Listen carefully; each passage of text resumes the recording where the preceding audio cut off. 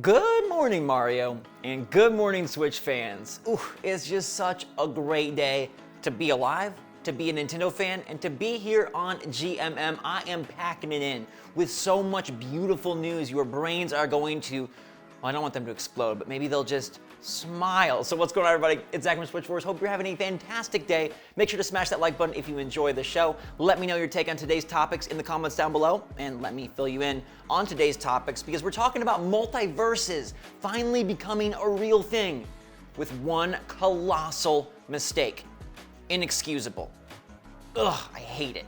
Also, we got to talk about big new updates coming to games that you would have never expected. I had no clue Nintendo was still working on this. Plus, we got some new Switch games with dates that are going to be freaking fun for your holiday break. And Tencent has invested in an indie developer with a big presence on Switch. And so this only means good things from here. I'm super excited to go, and I gotta ask you one more time. Send a little bit more good internet energy to my editor, Gabe, because he still has his line unusable. I don't know what happened, they don't know what happened, but fingers crossed it gets fixed for my guy soon. Speaking of my guys and my girls and my peoples, Lexar, they're so good over there. They love the show, they love you, and they've got an awesome sale, 40% off the best Switch memory card in the 512 gigabyte version. That's an awesome amount of space and is gonna keep you set for a super long time with the fastest, safest, most reliable SwitchForce seal of approval memory card that you can possibly pick up for your Nintendo Switch. So click the link in the description down below to get 40% off right now the 512 gigabyte memory card. You ever feel like your life is just moving in a circle, just keeps on looping? Well, guess what? Now you can play that on your Switch because Loop Hero is dropping on December the 9th.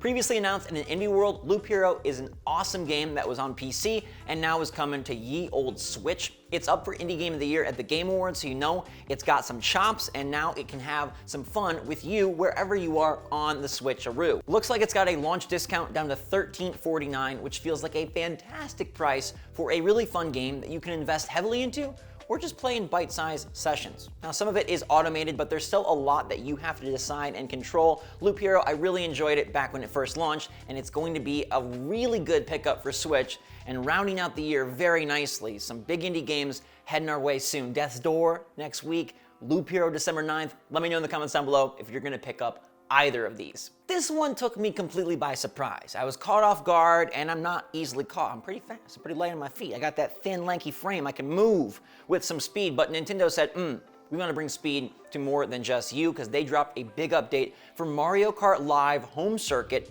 a game that previously was kind of like a one-person affair. Now they've added split screen play so you can get two carts racing together in your home on your created courses. They dropped in more courses, and they dropped in a 4-player relay mode where 4 people can drive the same cart to the finish line lap by lap by lap by lap. They also added a Luigi's Mansion themed car, which is really fun, brought in 3 courses, and I think this is going to soup up Mario Kart Live in a way that probably should have been done at the start, but knowing that you could get this for yourself and your significant other, yourself and your kid, yourself and your grandma, 2 kids, 2 goats, 2 dogs, 2 grandmas, however you want to play it, now you can both do it on one Switch with 2 carts. Seems like a lot more fun, and it moves closer to like a real Mario Kart experience. Now, by no means do I think this is MK9.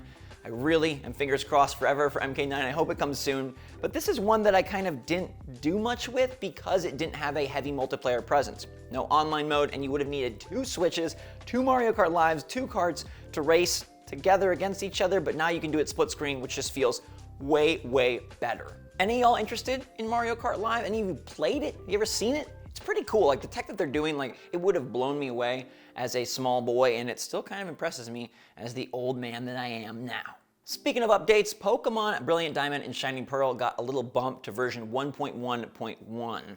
Now they don't really say what happened here, but it's funny that the game has 2 updates before it even came out. As you recall, Pokémon Brilliant Diamond and Shining Pearl, the cartridges shipped without even an intro movie. There's a lot of missing content and a lot of issues, so they had to drop a major 3.5 gig patch. That was version 1.1, and now they supposedly optimized 1.1 in 1.1.1. So you got a lot to download on launch day for your game that's kind of on the cartridge, but half of it kind of isn't. With all that's going on out there, it's so good to hear something positive happening for a gaming publisher and developer. Playtonic just struck gold because Tencent, massive conglomerate company, decided to invest in a minority stake in their company, which will allow Playtonic to really expand. They're saying they're going to be able to go from about 40 employees to 90 and have 3 teams working on 3 games, one of which is Yooka-Laylee 2. Now, if you're not familiar with Playtonic, they did Yooka-Laylee and Yooka-Laylee the Impossible Lair. Both fun games, although I prefer the latter. I think it kind of has like a real Donkey Kong Country Tropical Freeze vibe. Some really interesting mechanics with the way that the world map affected the levels themselves and they would transform and change. A lot of people love Yooka-Laylee for being a Banjo-Kazooie like collectathon, modern era game, and I hope with the sequel they can make it even more modern, still paying homage to those classics but bringing things to a more 2022, 2023 type era with their mechanics. Playtonic has also published games. They've grown a lot as of late. They did things like BPM, Demon Turf, which was a recent 3D platformer that got pretty solid reviews, and they're working on Blossom Tales 2. Now, Playtonic was founded by a lot of former Rare employees, the Rare that brought us such classics like Donkey Kong and Banjo-Kazooie. It's really cool to see how they've expanded their company, and they said their big goal that they shared with Tencent was they want to have Yooka-Laylee on a freaking kid's Happy Meal. Like, they want to take this to its limits and push themselves beyond just a little indie studio making a little game. They want to kind of go much bigger. And I love to see aspirations like this because whether or not they get there, they're clearly making a mark in the gaming space. They've helped publish a lot of really cool games that ended up turning out well, and I think their development chops are only going to grow with this new investment from Tencent. And I give them my blessing. I hope that this partnership works out really well and that they're able to bring some awesome games. Just make sure you bring them to Switch like you've been doing. That is always a good move. But now it's time for the tea and for not so good moves. You might remember that I was really excited about a new Warner Brothers fighter, Smash Bros. Style, that was going to bridge all of these franchises together called Multiversus. It was going to bring Tom and Jerry versus Adventure Time versus Game of Thrones versus Bugs Bunny versus Superman versus Harley Quinn, and it sounded really cool. Well, that game got confirmed and officially revealed today, #Trust SwitchForce. But one thing was not confirmed: a Switch version. Now, this to me is a colossal oversight and a humongous mistake, because the game looks pretty cool. It emphasizes co-op elements, and 2-on-2 battles are the prime mode. You can also do things solo, but it seems like all the fighters have been designed to have movesets that really work together.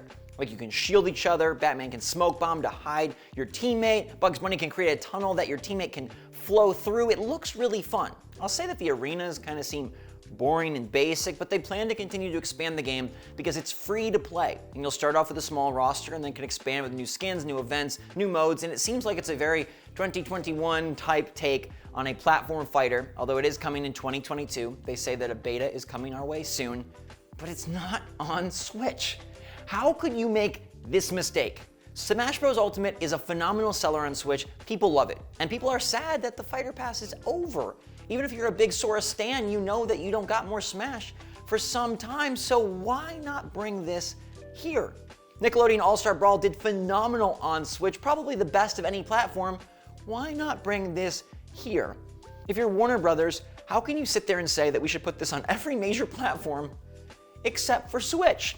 Now, maybe they felt like the online components of this would not mesh well with Nintendo Switch Online, because this game does have cross-play and cross-progression and seems to have a heavy emphasis on like Battle Pass style mechanics. Or maybe they thought that Switch gamers wouldn't be so interested in microtransactions, considering this is free to play and you'll need to spend to make it worth Warner Brothers' while.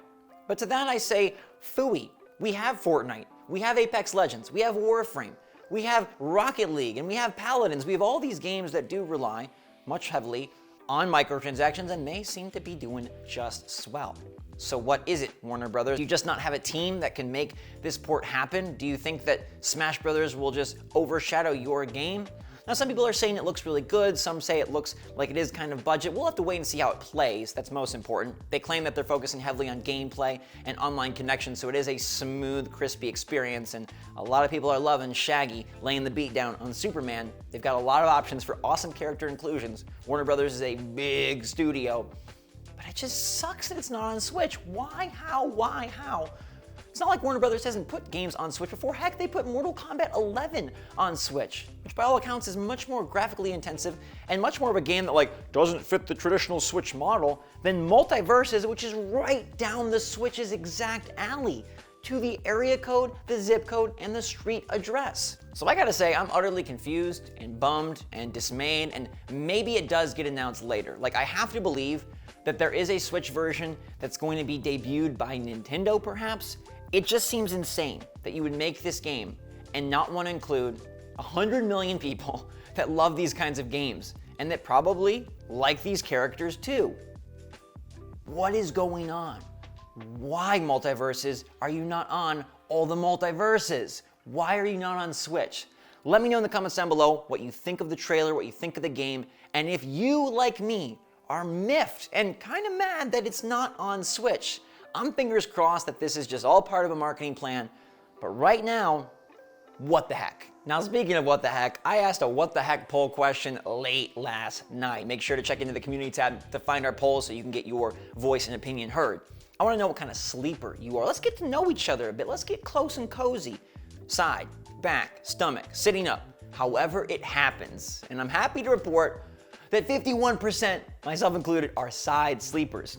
We got 15% stomach sleepers. Okay, I see you. 8% back sleepers. I'm afraid of falling asleep on my back. That's when I've had sleep paralysis.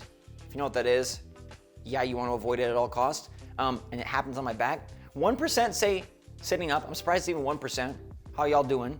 And 26% say however it happens. You just plop down and let yourself go off to dreamland, sleepy time extraordinaire. I like how you're thinking. Bedtime doesn't have to be super routine based, although for me it is. I've got a very set way that I sleep, and I've done it since I was about 6 years old. I've also now done this show 190 times. We're creeping super close to 200, and I got some special stuff planned, so I cannot wait to see you all there. I hope you're having a wonderful day. Make sure you're staying safe, staying healthy, staying happy, staying positive out there. Keep your mind in a high spot as best you can, right? Focus on the good, focus on the gratitude, focus on going forward. I believe in you. I know you can do it. And tomorrow we'll go forward to 191. Until that time, everybody, thanks again for watching. Hit that like button on your way out. I love you so much. SwitchForce out.